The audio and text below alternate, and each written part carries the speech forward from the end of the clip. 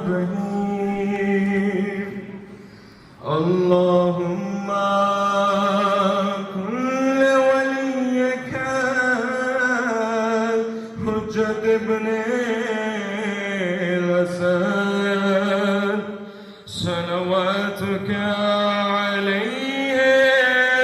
وعلى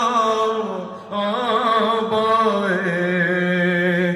في هذه الساعة وفي كل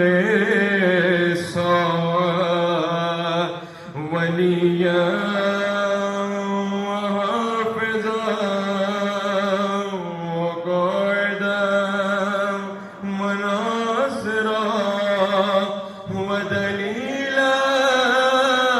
وعينا حتى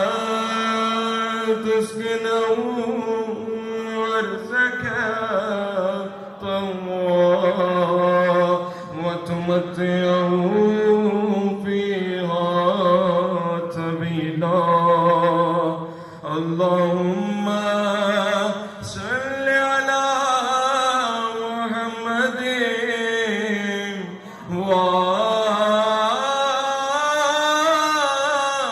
وآل محمد